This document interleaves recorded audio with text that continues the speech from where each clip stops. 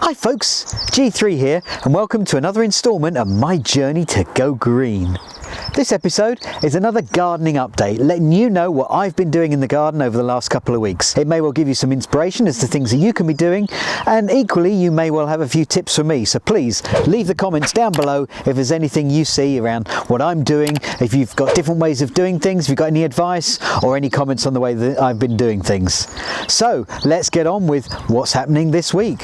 One of the tasks I'm doing is I'm going to be pruning the apple tree. Now I watched Gardener's World last week and Monty was saying that he was still going to be pruning his apple tree, and he went through a few bits and pieces to do with that. So I've got my secateurs and my sharpening kit because I haven't had a chance to prepare these for the start of the season. So I'm just going to give these a file and an oil. It always helps to have nice fresh sharp tools and make sure that they're all nice and clean. So I'm going to be using I've got a Fiskars kit which has a file and some oil, and I've also got a diamond impregnated tool that I got from Amazon, I believe. I'll include a link down below. So the first thing that I'm going to be doing is on the blade, I'm just going to be giving it a little bit of a clean and an edge. So I'm just going a bit of a scrape around here just to make sure it's going to be a nice clean edge. I find this tool really handy. It's got a flat edge on one side, but it's also got a curved edge, so if you need to sort of get in and into different crevices and stuff, then that works quite well. But I'm using the flat edge here at the moment. Really see I can get a bit of clean on there. And so that was the flat edge, so I didn't particularly want to do much on here, but this is the curved edge, or the one that's going to be doing the cutting, so I'm going to be more of an angle on this one. And you can see where you're making a bit of progress because it's getting off the dirt from last season, so you can see the fresh metal underneath.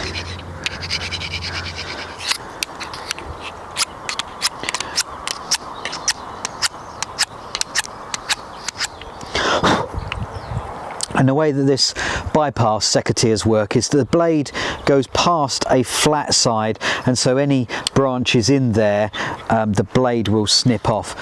Right, so there we are, that's the blade taken care of. Now what I'm going to do is just use the oil I've got in the kit just to put in any of the moving parts. I'm just going to put a little bit in there and give it a bit of a move. Just make sure it works into the joints.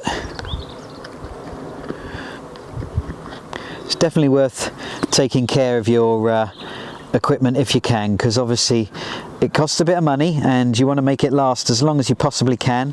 So a little bit of care at the start of the season means that you prolong the life of your tools. There we go. Good job. Right, so now we've got our secateurs ready. Need to be looking at what we're going to be doing with the tree. Now, one thing that I would normally look at when I'm pruning is taking out branches that are a bit close to each other and could potentially be causing lesions by rubbing into each other, sort of making a vulnerability so that potentially there could be viruses or whatever getting into the tree. But equally, the thing that Monty was talking about was that he likes to get a sort of goblet formation with his trees, so quite a gap in the middle and up on the outside. And he was also talking about the apples will be coming out of the main nodes here, and so he doesn't go too far off the main branches. He will only have a couple of nodes off of that branch before he makes a snip, so he's keeping everything nice and close and on the main branches. What did occur with this tree last year was it got quite overloaded and the quality wasn't great, so I'm going to be a little bit more aggressive, I think will be the term, when it comes to pruning this year. So I'm going to be sort of taking things back a bit further. For example, I've got an offshoot of the branch here, but rather than letting this whole branch grow, I'm going to be taking it back to within a couple of the nodes for this particular branch, so that we're just keeping it quite close to the original branch. Now one thing that I am going to be doing when I'm making the cut is I'm going to make sure that it's sloping to allow rainwater to slope off of there, just so that it's not going to be collecting water and a potential area that could be allowing vulnerabilities into the tree. Now I am reluctant to snip off too much. I'm just trying to work out whether I'm going to take it right back, but I think I'm going to go for it. I'm going to take this right back. There we go. A good firm cut, and it's removed. Right, I'm going to carry on with the rest of the tree and I'll show you the finished article. I've decided to be a little bit more aggressive than I have in previous years with this, because the tree was getting a little bit top heavy with it where it's growing, so there's a lot of growth over on this side of the tree, so I'm trying to balance it up a little bit more, so taking off some of the bits and pieces, and I've followed Monty's advice to take it back to a couple of buds in a lot of areas. I've removed branches that weren't in a good position, so they were likely to cross over with others and cause damage, and tried to open it up a bit. So I'll take a little bit of a hit with it this year, so we're going to be getting less fruit, but hopefully it's going to be more productive in the fruit that it's creating, and it'll be a healthier tree and help it grow longer term. There we go, another good job jobbed. One of my jobs today is to change this automatic vent opener in the greenhouse. I've had it here for a couple of years. I think this is probably the second or third one I've had in the greenhouse since I've got it. They don't last that long. I'm not entirely sure why. I think the way that these work is that there's a wax inside the cylinder here, and that as the temperature rises will get a little more viscous, which allows the spring to open, and then as it gets cooler I think that's more solidifying more, and that closes it. I'm not 100% sure on the workings of it, to be honest, but I think it must be the degradation of that wax which then causes a cylinder not to work over time.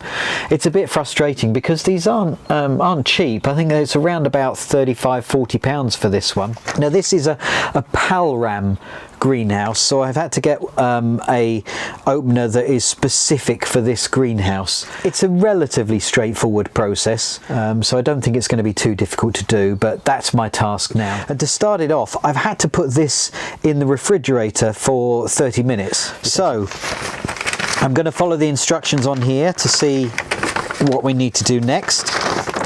As is often the case, it comes with a variety of different languages. Place the cool steel piston rod against a hard surface and push it firmly back into the power tube. Power tube. Right.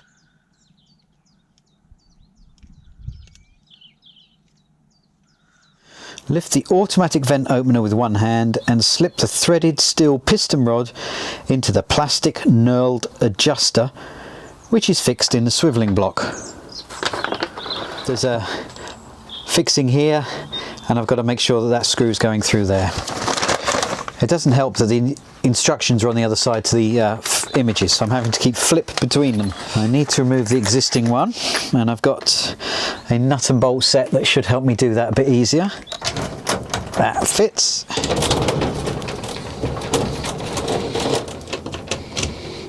Right.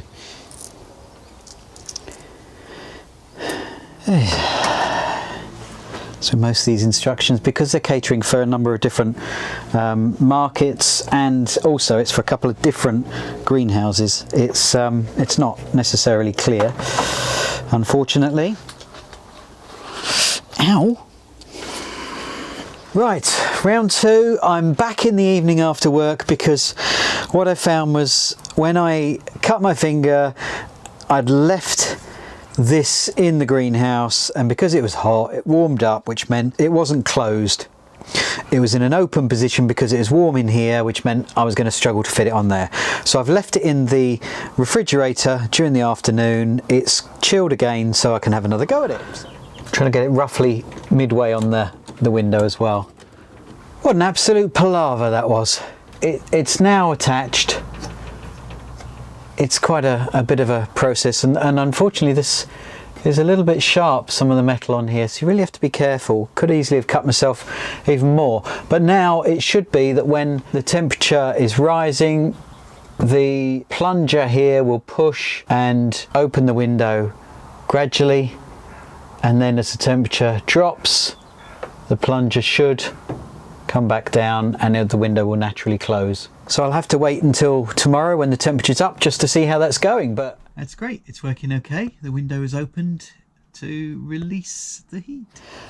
Another task for this week is just tidying up the strawberry bed. I've gone and weeded where I've put the garlic in. I've also got to do the strawberry bed here. Now what we have are a load of runners grown last year. Now this is where the strawberry plant goes and sets off its new growth to put out new plants. And the way that works is it will send out a runner that will get into the ground with its roots and start growing a fresh plant. But it does this a lot, an awful lot, and there's too many. So what I've done is I have left this to grow at the end of the season. I've gone and taken up some that were protruding over here and repotted those. I'll let those grow on. Then I'll be able to plant those in spaces that I get. I'm going to tidy up the rest of these, remove weeds, remove ones that haven't grown sufficiently. If there's any big ones, I will repot those as well. But basically I'm going to get this bed clear now, ready for the growing season ahead. And all I'm going to be using is my trowel, and I've got my secateurs just to snip off any of the unruly growth to make sure that I don't damage the plants instead of pulling them up.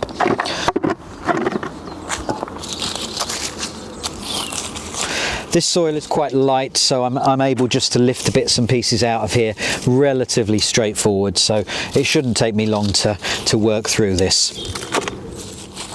And again, this is a very straightforward task that I'm able to do just in a lunch break when I can nip out, get a bit of fresh air and get some jobs done and see a little bit of progress. Those odd hours that I can spare for lunches and the like are always very productive, and I can see progress at the end of it. So I'm just snipping back the dead wood from the runners back to the plants that they have come from to remove those, get those out of the way, and then that will give me a bit of a better idea as to what we've got in place. So I can see there is a strawberry plant here that has taken reasonably successfully. It looks like it might be a reasonable plant, but I'm aware that there's a ledge along here. There's not a great deal of soil depth, so I'm going to be wanting to move that one, that's for sure.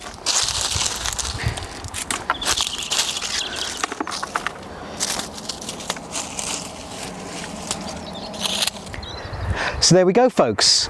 That's what I've been working on in the garden over the last couple of weeks. Hope you enjoyed it and found it useful. Please leave your comments down below. Let me know what you've been up to, whether you found this useful, whether you're doing things slightly differently to me. Let me know how you're getting on with those. I'd love to hear from you. If you haven't done so already, then why not connect on Facebook? Join the Guy Goes Green group and chat with me about what you're doing to make your life a little bit greener, the little steps that you're taking, and maybe you can give me some inspiration from that. And I'd love to answer your questions if you want to know about anything that I've been doing. Now, if you enjoyed this video, please click the like button down below. And if you haven't done so already, why not subscribe to the channel and click the bell icon so you get notified when I load up a new video.